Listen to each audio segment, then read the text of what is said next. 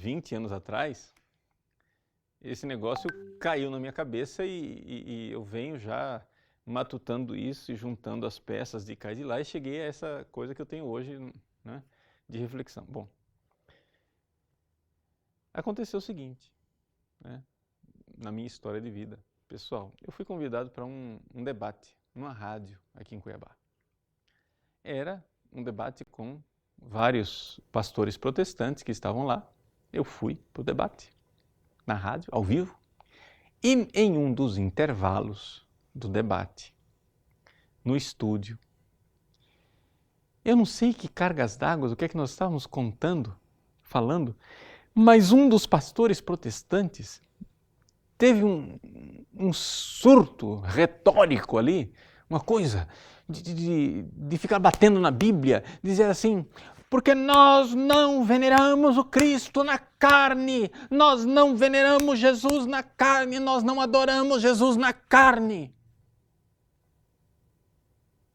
Eu disse, poxa, mas e o concílio de Éfeso, que diz que as duas naturezas são de uma só pessoa? Não, somente a Bíblia, somente a Bíblia. Bom, já vi que não tinha conversa. E aquilo ficou na minha cabeça. Nós não adoramos o Cristo na carne. Puxa vida, e o princípio católico fundamental de que caro salutis est cardo, né? Ou seja, que a carne, né? Deixa eu escrever para cá, eu estou meio perdido aqui no quadro. Caro salutis est cardo. Ou seja, que a carne é o eixo, cardo, salutis, da salvação. A carne de Cristo, a humanidade de Cristo, claro que a palavra aqui, caro, né, é a humanidade de Cristo. Eu fiquei pensando, mas meu Deus, o problema deste pessoal não é que eles acham que a gente adora a imagem. Não é esse o problema. Existe um problema mais profundo ainda. E está em Jesus. Eles não concordam que a gente adore a humanidade de Cristo.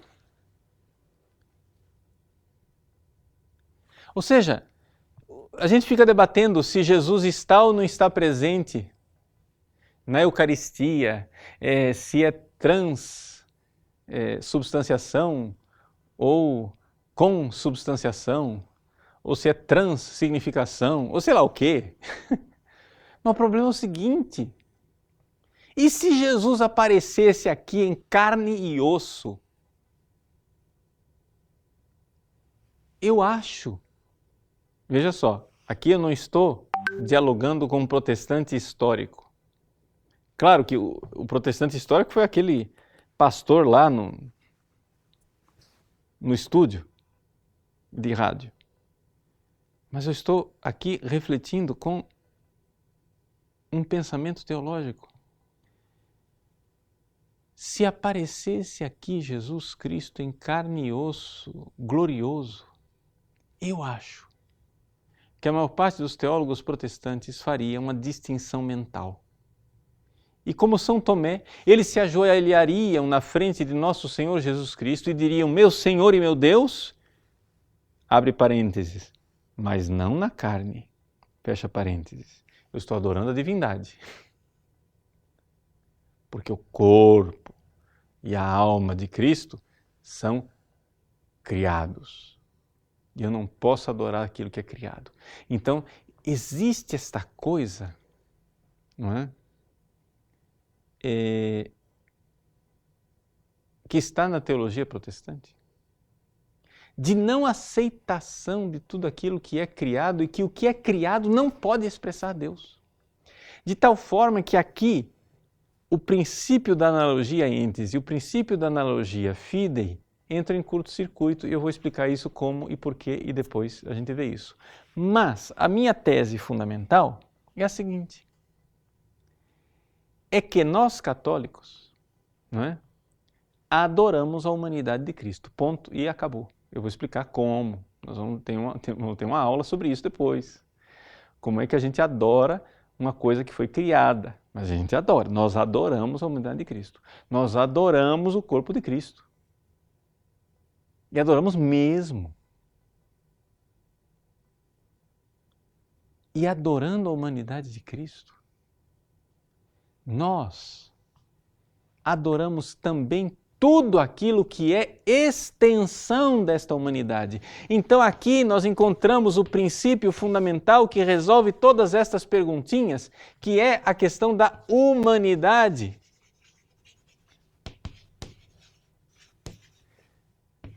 De Cristo.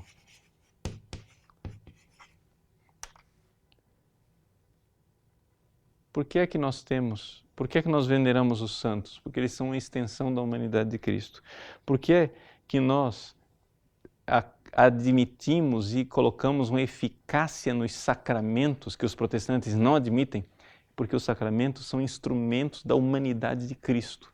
Por que é que nós aceitamos a Virgem Maria e a veneramos mais do que todos os santos? Porque ela gerou a humanidade de Cristo. Por que é que nós aceitamos a Igreja e dizemos que ela não foi uma invenção humana? Porque ela é a continuidade da encarnação da humanidade de Cristo na história. Por que é que nós... E assim por diante.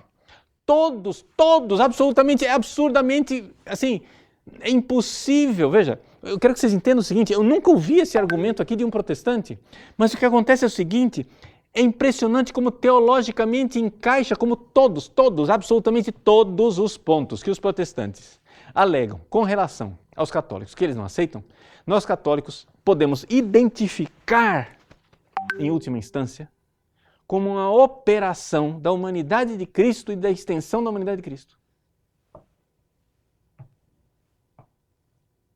Não é?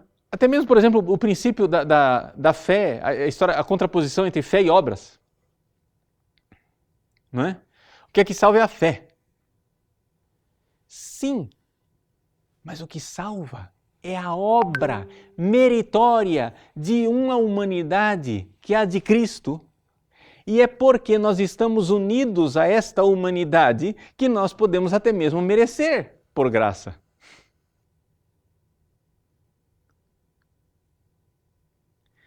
Por que é que eles não aceitam a tradição? Porque não aceita que a Igreja é a continuidade de encarnação de Cristo e que a palavra de Deus viva e vivida continua ao longo da história. A palavra de Deus é uma pessoa, é Jesus Cristo. E Ele se encarnou e continua encarnado na Igreja e, portanto, a tradição nada mais é do que essa palavra vivida na vida dos santos e na vida da Igreja de 2000 anos. Não é um livro. A palavra não é um livro. É uma pessoa.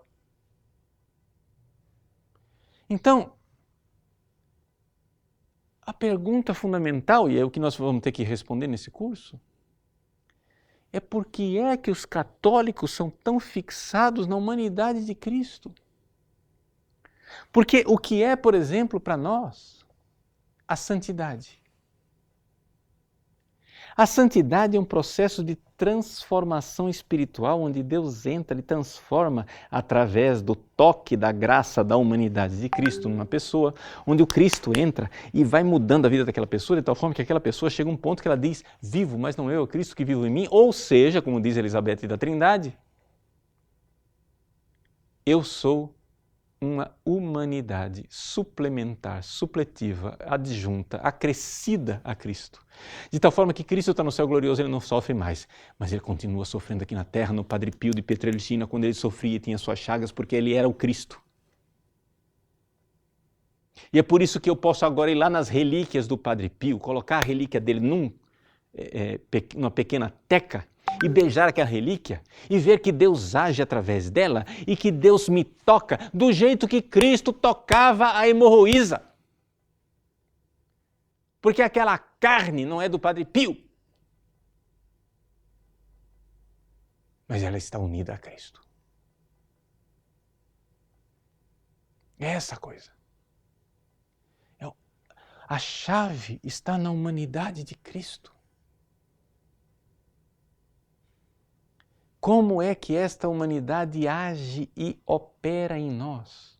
Ou seja, nós precisamos aqui, então, ver que esta intuição, no fundo, ela é o desdobramento de dois concílios ecumênicos maravilhosos e importantes. O concílio de Éfeso e o segundo concílio de Niceia. Quando no concílio de Éfeso, para mostrar que aquela humanidade de Cristo estava unida à divindade de Cristo, numa só pessoa, num mistério que nós chamamos de união hipostática, o concílio de Éfeso disse que Maria era mãe de Deus, coisa que protestante nenhum aceita. Por quê? Porque a humanidade e a divindade de Cristo parecem, de alguma forma, não é? Estar dividida neles. Está separado. Você pode adorar a divindade, mas a humanidade não. Nós não, nós cremos que as duas estão unidas, mas não confundidas. Distintas, mas não separadas. Como Calcedônio. Então, segunda coisa, esse princípio aqui que eu estou colocando é um princípio teológico, é uma reflexão teológica. Eu não tenho aqui nenhuma pretensão, eu não sou um papa, eu não sou um concílio ecumênico, aqui não é um magistério, isso aqui é um teólogo pensando. Mas é um desdobramento do segundo concílio de Niceia, que fala das imagens. Não é? E se você for ver como toda a sanha calvinista de quebrar imagens, né? Como ela é exatamente a não aceitação do segundo concílio de Niceia. Mas por quê? Porque você não pode adorar. Atenção, católicos que não sabem teologia direito, mas eu vou dizer, atenção, cuidado, se segurem na cadeira. Nós, católicos, adoramos imagens.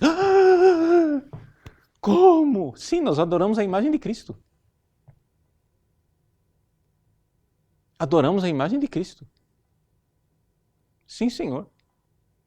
E nós vamos mostrar por quê. Porque a imagem de Cristo, a honra que é devida à imagem de Cristo, não é? É a mesma honra que é devida à humanidade de Cristo, que é a mesma honra que é devida a Deus.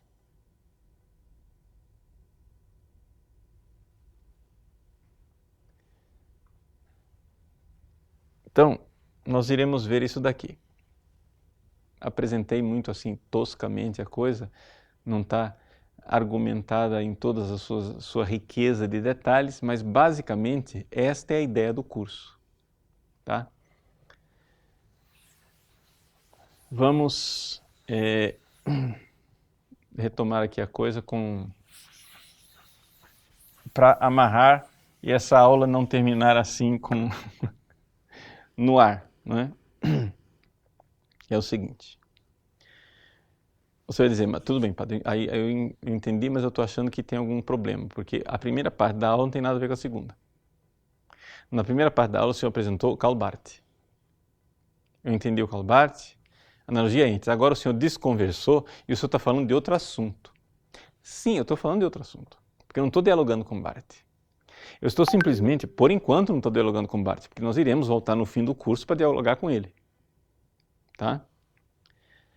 Mas por enquanto, assim, a única coisa que eu fiz aqui foi apresentar para você como um cara, como um teólogo, conseguiu colocar num princípio, né, aquilo que são as dificuldades que ele tem com a Igreja Católica. E eu acho que nós precisamos, como católicos, colocar num princípio as dificuldades que nós temos com os protestantes. E a dificuldade que nós temos com os protestantes é o seguinte, é que eles têm dificuldade com tudo aquilo que é a extensão da humanidade de Cristo. e que, portanto, o problema é cristológico. E, portanto, nós não vamos aqui, neste curso, conversar a respeito de analogia entes. Por quê? Porque veja só onde é que está a história. O Barth acha que nós estamos de acordo quando fala de Jesus, mas a gente entra em desacordo quando fala de analogia entes. Eu estou dizendo que nós estamos em desacordo quando a gente fala de Jesus. O problema é que nem lá na analogia fide nós estamos de acordo. Nem em Jesus nós estamos de acordo. Porque se a coisa não fosse, não é, tão assim profunda, digamos assim, a discordância não chegasse até o Cristo, não se entenderia por que no fundo, nós não temos um acordo até hoje, se nós estamos simplesmente brigando por detalhes, como todo mundo diz, porque o problema é esse. A gente acredita, a gente faz tanta propaganda ecumênica que a gente termina acreditando na nossa própria propaganda. A gente acha, todo mundo diz, não, a gente é desunido por bobagens, não, a gente é desunido por detalhes, não, a gente é desunido por coisinhas, e a gente acredita nisso. Desculpe, depois de muita reflexão, eu não acredito nisso. Nós não somos divididos por coisinhas, nós somos divididos no núcleo da fé que é nosso Senhor Jesus Cristo. O nosso problema é a divina humanidade de nosso Senhor Jesus Cristo. O nosso problema é o princípio teândrico. Theos, Deus, andros, homem. O princípio teândrico é o princípio do homem-Deus, que nós não podemos cair nem na separação do nestorianismo e nem na excessiva união dos monofisitas. E aqui eu quero explicar essa última coisa para que vocês entendam do que é que nós estamos falando. Vejam só, no século V, não é, surgiu lá em Constantinopla um patriarca, né, vamos chamar de patriarca. Era o bispo de Constantinopla, chamado Nestório. Nestório, ele pertencia a um grupo teológico de uma escola chamada Escola de Antioquia, que enfatizavam muito a distinção entre o humano e o divino. Acontece que lá em Constantinopla, um grupo de monges começou a chamar Nossa Senhora, a mãe de Jesus, começou a chamá-la de Theotokos.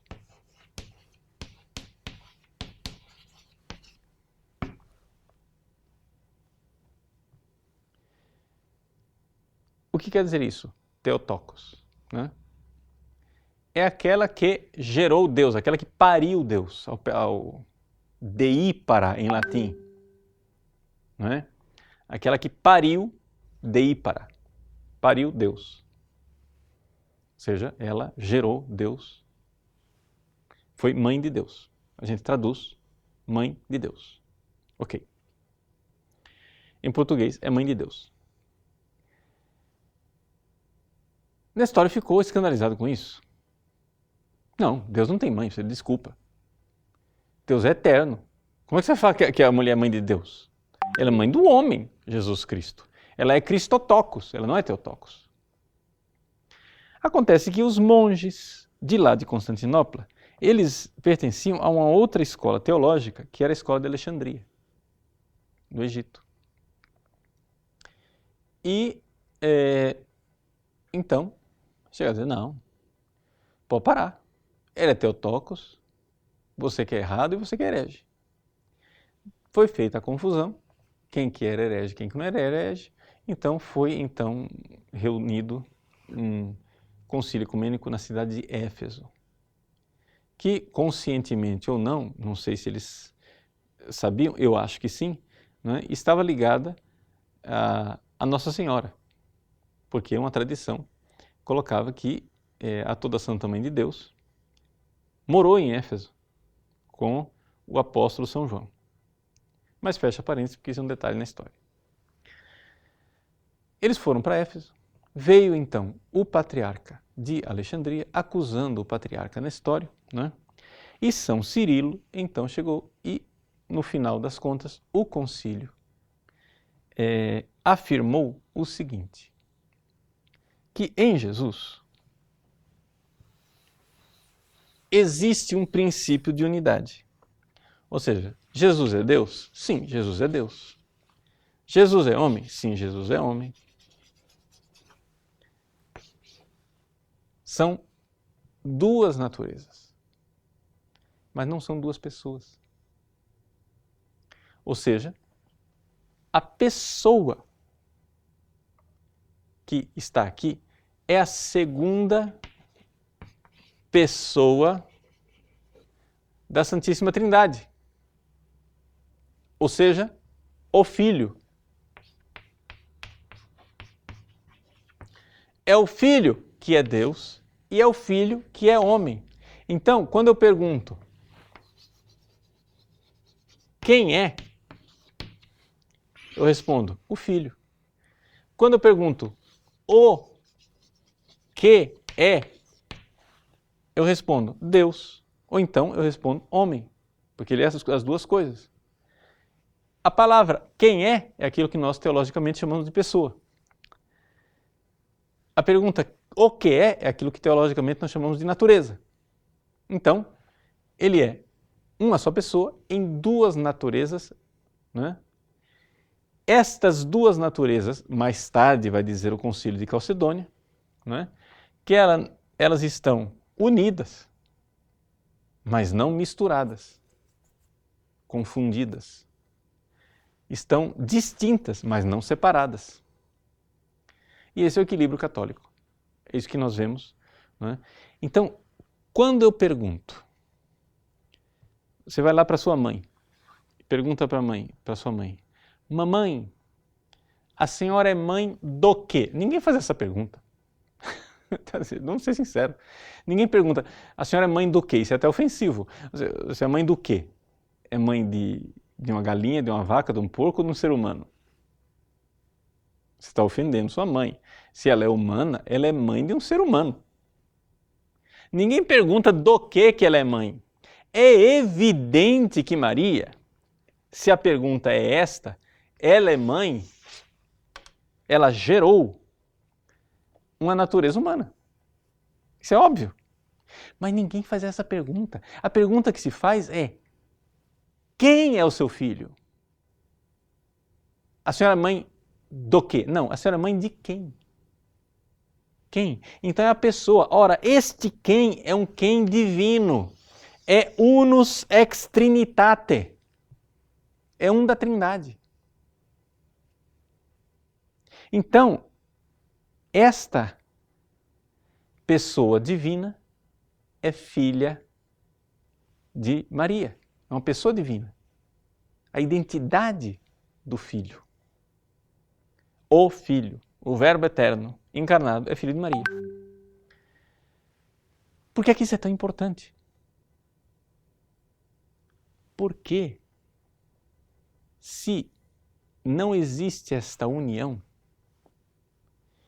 nós estamos sozinhos outra vez. É por isso que só Jesus salva. Por quê? Porque ele é o pontífice. O que é necessário para que haja um pontífice? Um sujeito que constrói uma ponte, né? Outro dia eu estava em São Paulo, no seminário franciscano lá de Agudos, e a ponte, né, passou uma enxurrada, né? A ponte ela era feita, tinha uma parte de concreto aqui assim, um córregozinho passava por baixo, e o resto aqui era aterro. O que aconteceu? Veio a enxurrada e varreu o aterro de um lado e do outro. Então ficou aqui, sem ponte. Tinha só esse negócio de concreto lá, mas aqui tinha um barrancão que não dava para a gente passar, aqui só tinha água e aqui só tinha água. Nós ficamos milhados dentro do seminário. Beleza. Né? Aí o pessoal veio, jogou terra desse lado e terra desse lado, e agora nós temos ponte outra vez. O que é necessário para que tenha uma ponte? É necessário que, se existe uma ponte entre o homem e Deus, é necessário que essa ponte chegue plenamente do outro lado e chegue plenamente do lado de cá, porque não adianta nada. Ah, Jesus é Deus de verdade. Tudo bem, mas se ele não for homem de verdade, a ponte não fechou. A cabeceira da ponte do lado de lá falhou. Então ele tem que ser homem de verdade. Ele tem que ser Deus de verdade. Então nós temos aqui duas naturezas, duas, com uma pessoa que é o que une essas duas naturezas. Esta unidade que está aqui, não é? Nós chamamos de união hipostática, mas nós vamos aprofundar isso mais amanhã, no dia de amanhã. Mas esta unidade é que é importante. Então, onde é que está, né, o problema de Éfeso?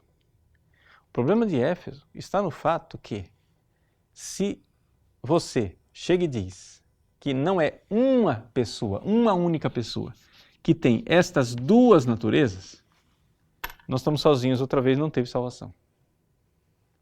Por quê? Porque aí, novamente, Deus está infinitamente distante, Ele não é plenamente homem, Ele não é plenamente Deus, então acabou, não tem união.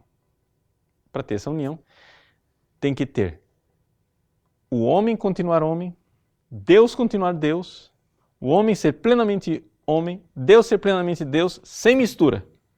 Mas, ao mesmo tempo, tem que ter uma unidade. Duas naturezas, uma pessoa. Esse é o dogma, né, que foi definido em Éfeso e em Calcedônia. E o que é que isso tem a ver conosco? Né?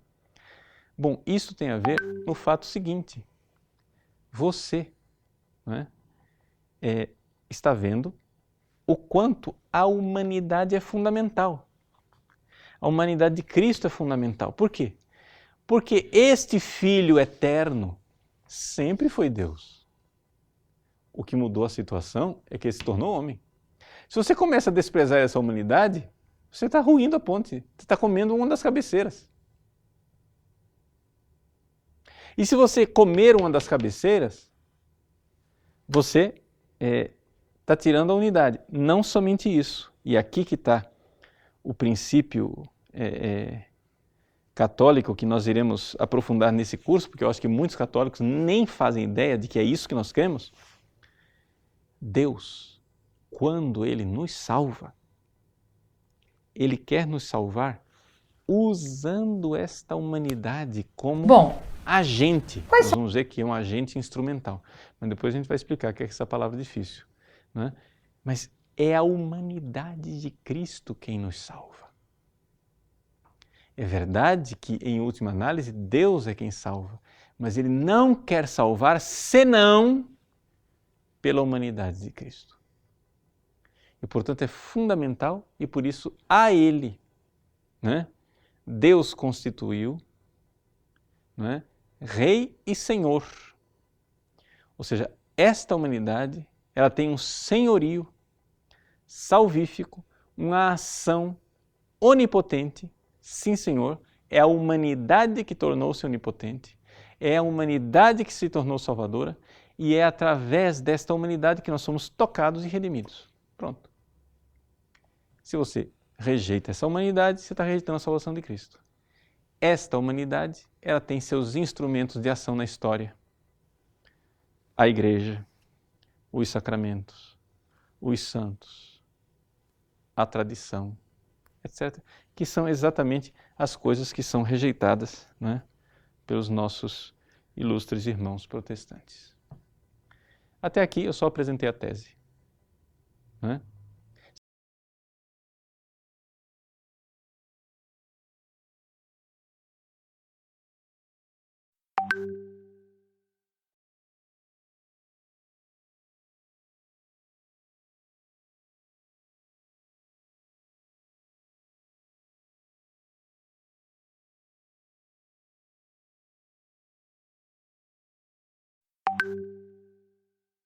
É um caminho real. Você sabe que há casos históricos de pessoas que transitaram do panteísmo para a gnose, da gnose para o panteísmo. Então, me parece interessante nesse sentido. Porque você sabe que a gnose e o panteísmo são considerados como inimigos. Frequentemente eles se opõem na história, frequentemente eles lutam. E se se combatem. Você se lembra bem na Revolução Francesa que os adoradores do Deus Supremo, do Ser Supremo, liderados por Robespierre, vão fazer guilhotinar os adoradores da razão. Então, enfim, vão acabar tomando o poder. Na Revolução Francesa, se diz que as lojas gnósticas incumbiram as lojas panteístas de fazer o trabalho sujo. Eu sempre falava isso do congresso. Isso, daquele congresso que teve na Baviera, na não Baviera, foi? Sim. Em que eles combinaram a Revolução Francesa, eles decidiram fazer assim. Então, quais seriam essas pontes, né? Então, essas pontes justamente são aqueles pontos de doutrina em que, digamos assim, elas se unem, embora elas sejam opostas, sejam até inimigas, sejam, como o Lando também gostava muito da metáfora do slide, né? O espelho. O espelho também serve, mas enfim, há pontos em que, digamos, a coincidência que existe entre as duas é muito grande. Uma primeira ponte é a ponte metafísica, enfim, que é muito análoga, muito análogo à ponte criteriológica. Porque vocês devem se lembrar, na última aula eu falei um pouco disso, a gnose, o antropoteísmo se opõe à metafísica tradicional, a metafísica do ser, que da contingência de todos os seres do mundo conclui a necessidade de um ser que é eterno, perfeitíssimo, imutável. Então, o antropoteísmo se opõe à metafísica tradicional. Mas o antropoteísmo precisa oferecer alguma metafísica, quer dizer, alguma explicação sobre o ser. E sobre as coisas, o futuro do homem. O antropoteísmo precisa dar. Então, é na metafísica que os dois sistemas, tanto a gnose como o panteísmo, vão coincidir. Os dois ensinam que cada ser é composto de contrários idênticos. A dialética, portanto. A dialética do ser, a dialética metafísica, que é muito bem, assim, digamos, representada naquele símbolo que todo mundo conhece, hoje é um desenho que está em todo lugar, do Yin Yang, aquele círculo que tem um desenho dentro, é um desenho que lembra um girino, uma espécie de peixe. Então você tem a impressão que um está perseguindo o outro, uma cabeça e uma cauda, e cada um tem em si a semente do outro. Um é branco, outro é negro. O que é branco tem um ponto negro, o que é negro tem um ponto branco. Eles representam esse girar contínuo do ser como ele é encarado tanto pela gnose quanto pelo panteísmo. Mesmo a suástica, né? Um símbolo, né? Dos contrários. Isso, dos contrários iguais nessa rotação perpétua. Nesse sentido, Guilherme, há uma citação do Leisgang, falando do sistema de Simão-Mago, que é muito interessante. Ele diz assim: assiste-se a uma perpétua reversão de uma noção na noção contrária. O fogo invisível se transforma no fogo visível. O fogo visível se resolve, por sua vez, no fogo invisível. O espiritual se muda em sensível. O sensível, no fim do mundo, se consome e volta ao espiritual. O espírito se torna corpo. O corpo, por sua vez, se torna espírito. O eterno dá o tempo de novo o eterno. Deus se torna cosmo. O cosmo retorna a ser Deus. O bem se torna o mundo mal. O mundo mal é julgado e se resolve por sua vez no bem. O um torna-se vários, a pluralidade volta ao um. É o rio que deságua em si mesmo dos místicos alemães. É o pensamento de Hegel. E aí ele cita: o infinito é o futuro do finito. E inversamente, o finito é o futuro do infinito. Assim, é bem ilustrativo, mas a gente pergunta, da onde ele tirou isso? Quem contou para ele, né? Você vê, e é interessante a gente notar que o sistema de Simão-Mago, lá no século I, II, é o mesmo sistema de Hegel. E mais ainda, que o espiritualista Hegel vai ser o pai do materialista Marx. materialista Em termos. em termos. O Ronaldo Nem Mota tentação. vai dar uma aula sobre o marxismo. Ah, que ótimo, porque você sabe que eu estava até com pena que eu pedi ao Ronaldo umas citações, mostrando que o Marx não é tão materialista como se pensa, e eu acabei não incluindo na aula. Eu estava até chateada com isso. Que bom então que ele vai dar uma aula, Sim, sim, e aula. aí os nossos alunos vão poder entender melhor Sim, essa reversibilidade num sistema com o qual nós estamos mais familiarizados. O Ronaldo assumiu a aula sobre o marxismo. Ah, que bom. Que interessante, Guilherme, hoje. Mas você nota que também a ciência moderna. Porque se você perguntar para qualquer pessoa na rua, a pessoa comum, a ciência moderna é materialista ou não? Vai dizer, claro, a ciência moderna é materialista. Mas a ciência moderna chega a negar dialeticamente a existência da matéria. O Heisenberg, naquele livro dele, Princípios de Física Moderna, é assim que se chama, né? Ele diz que para a ciência natural moderna não há mais no início o objeto material, porém forma, simetria matemática. E diz ainda que é mais difícil ainda se torna considerar a matéria como verdadeiramente real. Puxa, no final eles vão dividindo a matéria. Então você vê que a matéria então não é matéria. Bom, que não é matéria é espírito. Enfim. Então, você vê como essa ponte entre as duas correntes é real e como ela afeta coisas muito próximas de nós, como a ciência moderna, num nome da importância do Claro. Heisenberg, e o marxismo, que é uma corrente de pensamento que teve uma... Totalmente dominante hoje. dominante, acho que talvez até no século XX tenha sido mais, mas ainda hoje com uma importância enorme, pelo menos na Universidade Brasileira, Sim, sim. o marxismo Na tem... Universidade de História Brasileira. né? Tem uma importância enorme. Para continuar nesse assunto do marxismo, aquele padre Lojácimo, um dominicano, escreveu um livro antigo, acho que no final da década de 60, começo da década de 70, sobre o marxismo. Ele diz que o Stalin e o Lenin citam Heráclito, e ele dá a citação. O mundo, isso aqui é Heráclito, mas citado por Lenin e Stalin. Heráclito do Rio, né? O Heráclito grego. O mundo é um todo único, que não foi criado por nenhum Deus, nem por nenhum homem, mas foi e será uma chama eternamente viva, que se aviva e se afrouxa conforme leis determinadas. Bom, então você fala, bom, claro, isso aí, natural que eles citem, é marxismo, quer dizer, é materialismo, é a negação de um Deus criador, muito bem. Mas, o que Heráclito diz exatamente? Heráclito exatamente diz que os contrários são iguais e que o espírito é matéria e que tudo é idêntico. Aqui, veja que está interessante essa citação do Heráclito. As coisas frias tornam-se quentes e as coisas quentes tornam-se frias. O que é úmido torna-se seco, o que é seco torna-se úmido. A doença nos capacita a apreciar a saúde. Vida e morte, estar desperto ou estar adormecido, juventude e velhice, tudo isso é idêntico, pois um se transforma no outro e o último retorna ao primeiro. Os divergentes entre si é uma harmonia resultante das tensões opostas, como no arco ou lira. Os opostos pertencem-se mutuamente. A melhor harmonia resulta da discórdia e tudo se desenvolve pela luta. Você vê que é o yin yang. O caminho que leva ao alto e o que leva para baixo são idênticos. O caminho reto e o coleante são um só e o mesmo. Para os deuses todas as coisas são belas, boas e justas. Os homens, porém, adoram algumas coisas como justas e outras como injustas. O bem e o mal são idênticos. Esse é Heráclito citado pelo Karl Popper naquele livro A Sociedade Aberta e Seus Inimigos, que é o clássico dele.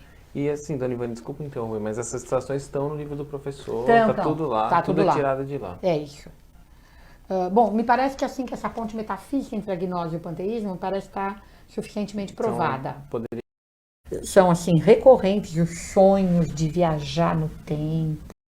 Deus seja fazendo do seu espírito Deus. Mas de todo jeito é a religião do homem que se faz Deus.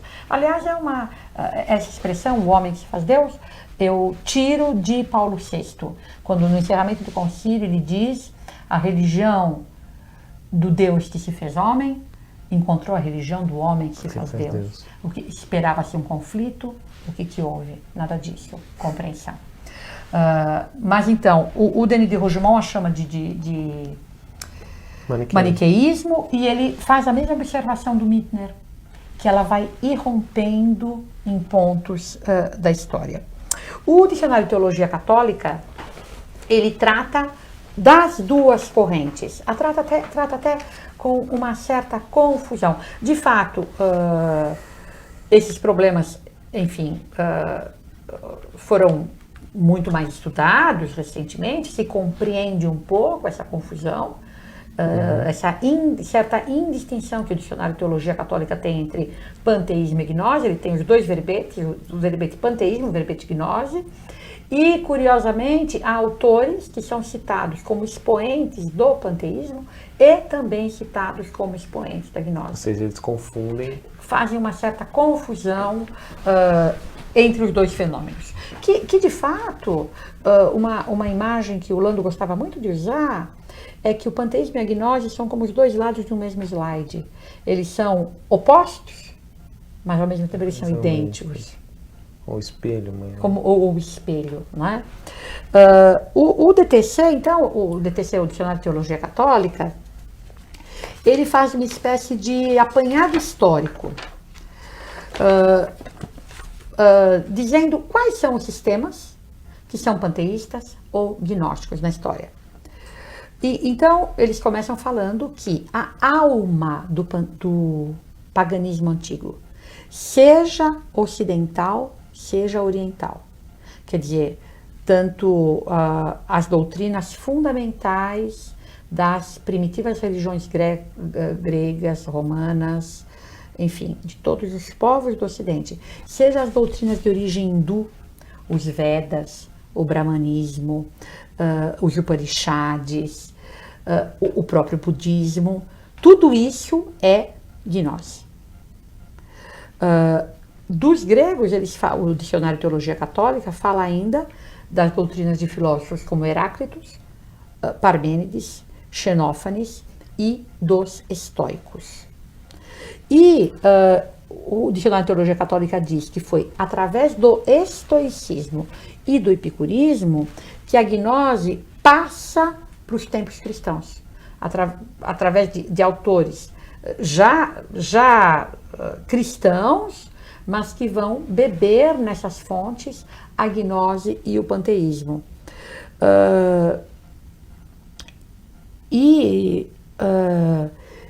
O Dicionário de Teologia Católica vai pôr a nova irrupção histórica do panteísmo e da gnose em escotoerígena. Eles consideram que tanto o panteísmo da escola de Chartres, do Amaury de Bene e do David Dinan, quanto a gnose rústica dos beguinos e dos begardos, ela tem toda origem no neoplatonismo de escotoerígena. O Dicionário de Teologia Católica considera até que foi de escotoerígena que a gnose passou para a filosofia judaica e para a filosofia árabe. Embora esse conceito seja muito contestado e muito contestável. Essa ligação histórica. Porque o Gerson Scholem, que é um dos maiores especialistas em Cabala, que é a gnose judaica. Que é a gnose judaica, mas enfim, que é um dos maiores especialistas em judaísmo, ele fala de uma gnose judaica pré-cristã. E os especialistas discutem onde é que a gnose entra no judaísmo, claro, sempre de um modo secreto, escondido. O rio Cárcico aí correndo sob a terra, né? Fazendo certas erupções. Como se houvesse dois judaísmos. Como se houvesse dois judaísmos, né? Mas alguns especialistas dizem que eles trouxeram a gnose da Babilônia, outros dizem que trouxeram do Egito. Então, enfim, o Scholem diz que é inegável que há uma gnose judaica pré-cristã, e ele é o maior dos especialistas, né? Então, parece que essa afirmação do Dicionário de Teologia Católica de que o panteísmo, a gnose teriam entrado na filosofia judaica através de um caminho cristão, parece fraca. Muito difícil de sustentar. Muito difícil de sustentar. Na Idade Média, nós vamos ter vários movimentos que têm essa origem gnóstica ou panteísta. E aí, na Renascença, nós temos uma explosão dessas doutrinas, da divindade do homem. Bom, o primeiro movimento da Renascença é o humanismo. E qualquer livrinho de escola diz que a grande mudança da visão medieval para a visão renascentista é a mudança do teocentrismo para o antropocentrismo. Né? Então, isso aí é uma noção muito espalhada, é muito fácil de ver. Bom, o Dicionário de Teologia Católica cita como expoentes da gnose do panteísmo o Giordano Bruno, o Campanella, o Spinoza, o Leibniz, o Diderot, o Lessing, o Kant, o Novalis, o Fichte, o Hegel, o Schopenhauer, o Feuerbach, toda a corrente hegeliana, enfim, que vai desembocar em Marx. Gente pouco conhecida, né? Tudo gente pouco conhecida. E, evidentemente, o nazismo, que vai ter origem nas ideias de Schopenhauer, de todas essas ideias de Nietzsche, sobretudo, né? Então, a gente vê a Simone de Petremont, que é uma grande especialista, ela mesma agnóstica, ela diz, não há dúvida, nós vivemos numa época agnóstica. No século XX. E a gente, no século XX, século XXI. E a gente lendo a lista do Dicionário de Teologia Católica, dá vontade de a gente dizer, meu Deus, o Dicionário de Teologia Católica vê gnose em tudo. Não é? Claro, o Dicionário de Teologia Católica não fala disso, porque evidentemente ele é já um pouco velho, mas evidentemente os especialistas modernos falam da gnose no movimento ecológico. Hippie. O movimento hippie, já mais antigo, não sei como é que você conhece o movimento hippie, que você não era nascido na década de 70. O professor Lana sempre falava os hippies. Mas o movimento hippie é um movimento de claras tendências gnósticas. Sem autoridade. E todos esses movimentinhos tem essas gnosinhas que se veem por aí, não é? Aqueles carros que tem aquele triângulo escrito assim, se você já estiver preparado, uma força maior o levará a for life. E aí eles vão lá contar para a pessoa que no fundo ela é Deus e que ela precisa desenvolver essa divindade nela. Mas todas essas coisas correntes, sabe? Da influência do pensamento. O pensamento positivo, o homem é capaz de criar a realidade através do que aquele pensa. Aquele que quando pensa faz é Deus. Claro. Não é o Zé da esquina. Mas existe na nossa cultura qualquer velho, olha, é difícil encontrar uma paróquia em que você não possa encontrar uma velhinha que vai dizer Deus está dentro da gente. Ou que Cristo, assim, outro dia eu ouvi que Cristo não era Deus, ele descobriu que era Deus. Isso, exatamente. Mas isso aí a gente fala da velhinha, mas essa é a teoria de Teilhard de Chardin. Claro. A teoria de Teilhard de Chardin é absolutamente gnóstica. A cristificação do universo, aquela fórmula que ele dá, tudo que sobe converge, quer dizer, tudo aquilo que está subindo está se aproximando da divindade, está voltando, está se libertando da matéria, está voltando à divindade. Então, você vê, Guilherme, eu até me lembro do Claudel, há um depoimento gravado do Claudel. O Claudel você é jovem, então eu te explico, é um grande poeta francês, poeta e dramaturgo francês, da passagem do 19 para o 20, que se converteu em Notre-Dame de Paris num dia de Natal. Ele entrou só por curiosidade, ele era ateu, e ele se converteu durante a missa dentro da Catedral de Paris. Em Catedral de Paris, não sei se você já observou, mas tem uma placa dizendo aqui estava Paul Claudel na noite de Natal do ano tal, 1800 e tanto, em que ele se converteu. Mas eu ouvi então do Claudel um depoimento gravado em que ele conta como foi que ele perdeu a fé e como foi que ele recuperou a fé. E uma coisa que ele observa, né, porque ele foi estudar em Paris, tal, foi para a universidade, etc., e foi aí que ele vai abandonar a fé, e ele diz, parce que tout ce qui avait un nom était anticatholique. Tudo aquilo que tinha um nome, quer dizer, tudo aquilo que tinha um nome importante, era anticatólico. A gente vê, lendo essa lista do Dicionário de Teologia Católica, que tudo aquilo que tem um nome, Que é conhecido, é gnóstico, é panteísta, anticatólico. anticatólico. Enfim, então a gente vê que é uma teoria que a gente tem que conhecer bem, dominar bem, porque, Guilherme, nós vivemos imersos, a Simone de Petrama tem razão, numa época gnóstica, e facilmente, você e eu, nós não queremos destruir a catedral, mas é bem fácil que nós queremos pegar o nosso tijolinho. É bem fácil, tem aquele certo ponto dessa mentalidade que nos convém e ao qual nós queremos aderir.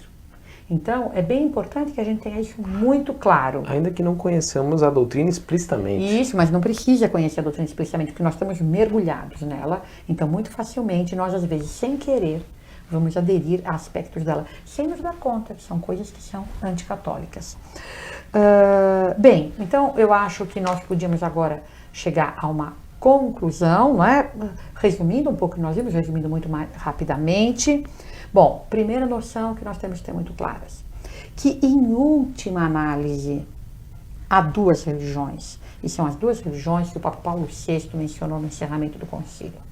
A religião do Deus que se fez homem e a religião do homem que se faz Deus. A religião do Deus que se faz homem diz que Deus é eterno, infinito, onipotente, imutável, ato puro, boníssimo, que nos criou para a felicidade eterna, que é uma felicidade sobrenatural, uma participação na natureza dele que ele nos concede por bondade. Deus que é onipotente, sapientíssimo e infinitamente bom. A religião, a outra, que é a religião do homem que se faz Deus e que vai ter uma infinidade de manifestações, pelo contrário, ela diz que Deus é algo imerso no mundo, seja que a matéria é o estágio atual dessa divindade, seja que essa divindade está aprisionada na matéria, esse Deus está em constante evolução. Ele muda continuamente. Na terminologia de Bergson, ele nem é, ele é um fluxo. Só o fluxo é que existe. Essa transformação contínua é que existe. Mas então, por hoje nós vamos parando por aqui e na próxima aula nós vamos examinar melhor essa questão do fluxo.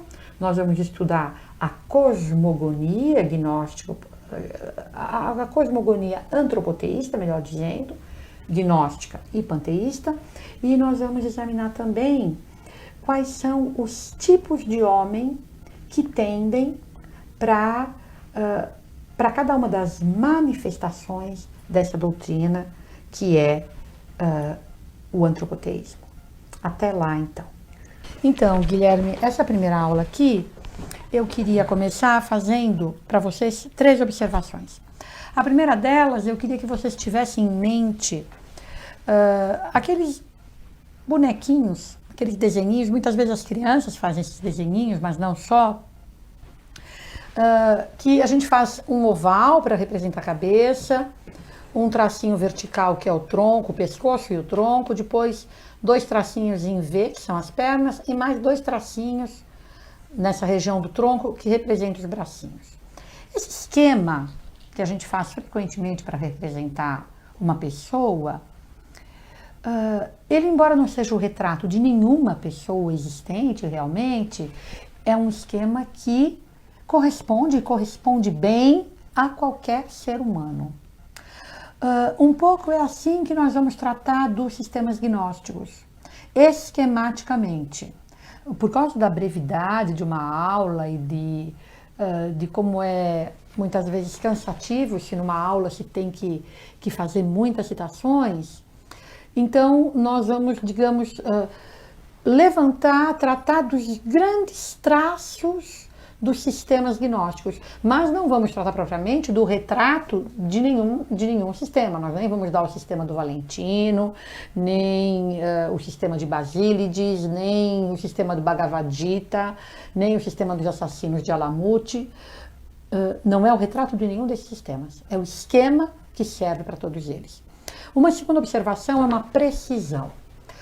Na outra aula, um pouco de passagem, eu acho que foi até o Guilherme que me perguntou sobre a palavra antropoteísmo. E acho que até ele falou, o professor que inventou o termo, eu falei, foi o Lando que inventou, mas isso não é bem preciso. Na verdade, o inventor do termo é, tanto quanto eu saiba, Feuerbach. Claro, se pode dizer que o Lando cunhou o termo na medida em que é ele que o usa para designar uma espécie de suprassistema, um gênero no qual cabem duas espécies, a gnose e o panteísmo. Então, o Lando é que está, digamos, dar essa amplitude para o termo. Mas o Wackenheim, é de lá que eu tiro isso. Eu não li Feuerbach, o Lando leu, eu não li. O Wackenheim, no livro em que ele trata da quebra da religião segundo Marx, ele diz que a ambição de Feuerbach é suprimir essa distância, a distância entre Deus e o homem, substituindo a teologia pela antropologia. Não busca destruir a religião ou o sagrado, mas transformar o sagrado e fundar uma nova religião, a religião da humanidade. Feuerbach a denomina antropoteísmo, conclui o Wackenheim. Então, acho que o cunhador do termo, da palavra em si, de chamar de antropoteísmo, essa religião do homem, é Feuerbach. E a terceira observação é que nós vamos estudar os grandes temas do antropoteísmo. A teogonia, a cosmogênese, a antropogênese, a soteriologia, a eclesiologia. E vocês vão ver que a maior parte das vezes, quando eu vou citar, hoje vai ser uma aula em que eu vou me ver obrigada a citar mais do que na aula passada, mas vocês vão ver que quando eu vou citar, normalmente eu cito um sistema gnóstico. A razão disso, eu creio que nós vamos compreender melhor ao longo do trabalho,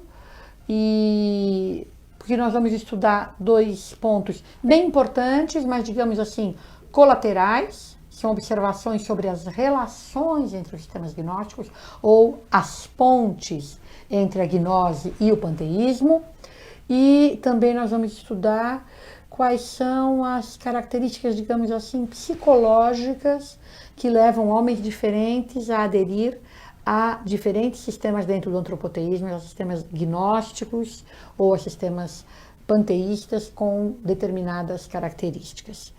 Então, essas são as três observações que eu queria fazer logo no início da nossa aula. Mas, professora, a senhora falou da metáfora, usou a A metáfora inabitação da Santíssima Trindade na alma, por Padre Garrigou Lagrange. Tem algum motivo especial?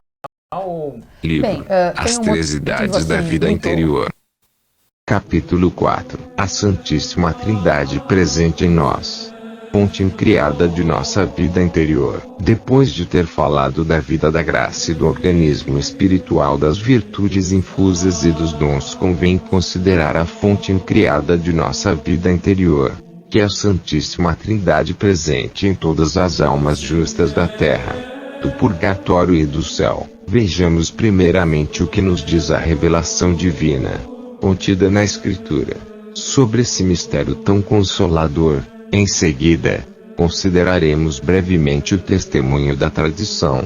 Por fim, veremos as precisões trazidas pela teologia, particularmente por São Tomás de Aquino, e as consequências espirituais dessa doutrina. O testemunho da Escritura. A Escritura nos ensina que Deus está presente em toda a criatura, com uma presença geral, frequentemente chamada presença de imensidade. Lemos, em particular, no Salmo 138,7. Para onde irei, Senhor? Para esconder-me do teu espírito? Para onde fugir para escapar ao teu olhar? Se subo aos céus, ali estás. Se desço à região dos mortos, ali estás também. E o que leva a São Paulo a dizer, pregando no Areópago: o Deus que fez o mundo, Senhor do céu e da terra, não está longe de cada um de nós, pois é nele que temos a vida, o movimento e os seratos. 17. Deus, com efeito, tudo vi, conserva todas as coisas na existência e leva a cada criatura a ação que lhe convém. Ele é como o foco do qual emana a vida da criação, e é força central que tudo atrai a si. Mas a Sagrada Escritura não nos fala somente da presença geral de Deus em todas as coisas. Ela nos fala também de uma presença especial de Deus nos justos. Com efeito, já no Antigo Testamento, o livro da sabedoria, 1,4, diz: a sabedoria divina não entrará em uma alma perversa, nem habitará em um corpo entregue ao pecado. Seria somente a graça criada, ou o dom criado de sabedoria que viria habitar na alma do justo. As palavras de nosso Senhor nos trazem uma nova luz e nos mostram que são as próprias pessoas divinas que vêm habitar em nós. Se alguém me ama, diz ele, guardará a minha palavra, e meu Pai o amará, e nós viremos a ele e nele faremos nossa morada. João 14,23.